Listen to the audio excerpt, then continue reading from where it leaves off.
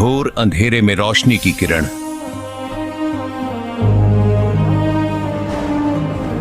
काल लोक के इस धरा पर रखे जब उसने चरण, शास्त्रों के गूढ़ रहस्यों को करके उजागर, बताया जिसने कैसे मिटेगा जन्म मरण। नास्त्रेदमस ने जिसे कहा महापुरुष, जय गुरुदेव ने जिसे कहा था अवतार, धरती पर प्रकट हो चुका है संत रामपाल जी महाराज के रूप में वह तारणहार।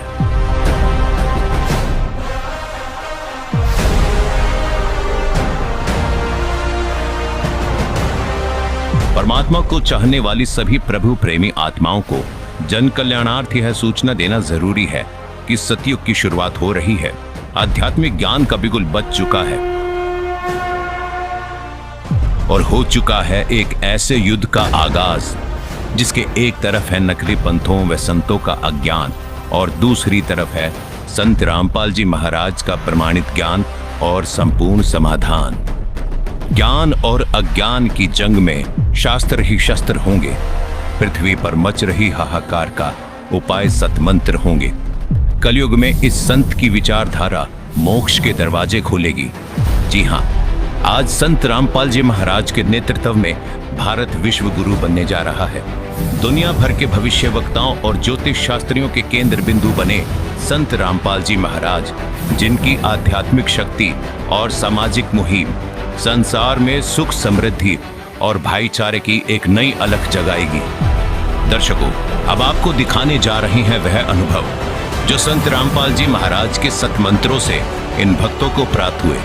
जी हां, सबसे पहले आपको उन पुण्यात्माओं के अनुभव सुनाते हैं जिनको कैंसर जैसी लाइलाज बीमारी थी, जो कि संत रामपाल जी महाराज से सतमंत्र प्राप्त करते ही ठीक होने लगी।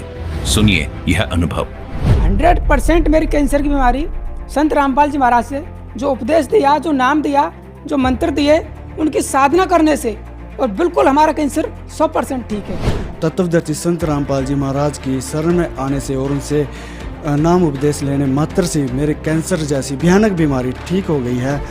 हमारे रामपाल गुरु जी महाराज हमको ठीक कर दिए। फिर उनका रिपोर्ट आए, 15 दिन के बाद में रिपोर्ट आने के बाद में बोले एक कैसे चमत्कार हो गया भाई, परमात्मा कहाँ से कैसे चमत्कार हो गया, आपका कैंसर नहीं है करके वैसे बोल दिए। बंदी छोड़ सदगुरु रामपाल जी महाराज से हम ठीक हैं। सर जो बताते हैं रामपाल जी महाराज, वो उनके बताए हुए भक्ति मार्ग पर चलने पर ही ब्लड कैंसर हमारा ठीक हुआ।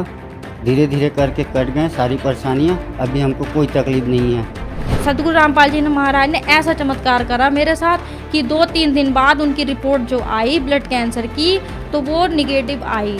तो मैं इस चीज़ को यही कहूँगी कि परमात्मा मुझे इतना लाभ दे दिया। जब संत रामपाल जी महाराज जी से दीक्षा ले ली थी, उसके बाद जब उनका कुछ विदिन मंथ कैंसर में राहत मिली और शरीर में गांठें भी थी उनकी, वो कैंसर की, वो अब ख़त्म हो गई है। मैं अपने भगवान संत राम जगत गुरु संत रामपाल जी महाराज की जब मैंने प्रार्थना लगाई वहाँ बरवाला में, तो वहाँ से आदेश आया कि बेटा आपकी बीमारी ठीक हो जाएगी, बस भक्ति करते रहो, परमात्मा सब ठीक कर देंगे। जब से मैंने कैंसर की ये गोली भी नहीं खाई है और कैंसर तो ठीक है सर जी, मुझे बुखार भी नहीं आया कभी। और जो डॉक्टर कैंसर है बताते थे, वही डॉक्टर के मुख से हमने ये सुना भगत जी कि ये चमत्कार कैसे हो गया। ये तो कैंसर था, वो भी 3रा स्टेज का।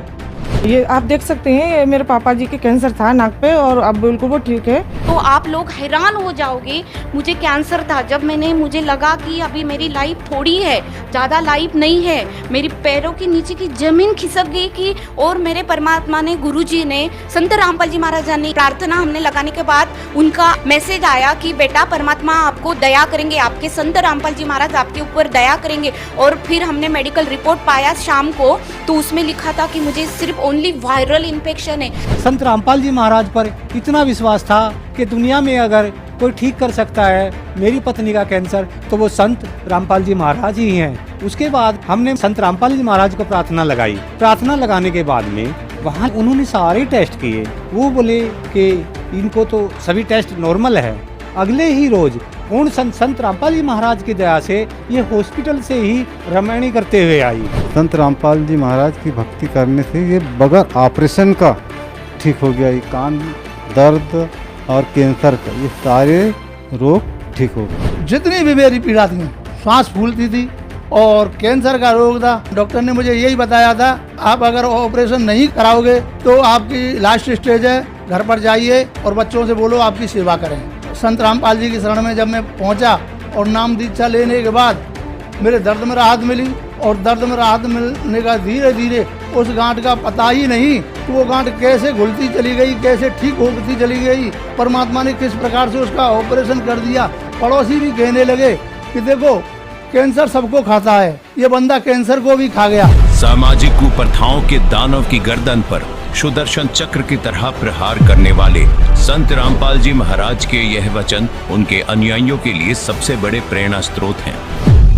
अब यदि तुम परमात्मा का नाम लो और विवाह करो सिंपल वेद है। और वैसे नहीं, लोग दिखावा नहीं है। जैसे हम इस बात से परिचित हों तब हम इससे हट सकते हैं। जैसे गीता जी अध्याय नंबर 7 के श्लोक नंबर 29 में कहा है कि जो तत्ब्रह्म से परिचित हो गया और सारे अध्यात्म ज्ञान से और सभी कर्मों से परिचित हो गया, वही उस परमात्मा के पाने का, जरा और मरण से छूटने का प्रयत्न करता है और नहीं कर सकता। वो तो यहाँ बकवास देना चाहता है। तो आपको ये ज्ञान होगा कि आपने किसी से दहेज ले लिया। परमात्मा कहते तुमने उस दरगाह का मैल नहीं देखा और धर्मराज के तिल तिल का लेखा। तो आप किसी से पैसे लेते हो रिश्वत से, चोरी से या वैसे कोई धोखा दे करके लेकर नहीं देते हो। आपने एक एक पाई पाई का हिसाब देना पड़ेगा। तो हम क्यों अपने सिर में दर्द करें? क्या एक दहेज आप लोगे, किसी ने दे दिया आपके 50,000, 1 लाख, 2 लाख गणे दे देगा, क्या उससे आपका सारी आयु व्यतीत हो जाएगी? नहीं हो सकती। परमात्मा पर आधारित होजिए और इस मंत्र का जाप कीजिए, तो दास आपको देगा। आपके भाग्य में ना होगा तो भर देगा, आपकी बेटी की किस्मत को भर देगा भगवान। उसको नाम से जोड़ दीजिए, आपके पुत्र को भी आगे सुख देगा। सारी सृष्टि का पालन करता। और क्या आज हम उसी से सीधे संबंधित हो गए? क्या हमें 2 रोटी नहीं दे सकता? और हमें घृणा नहीं चाहिए।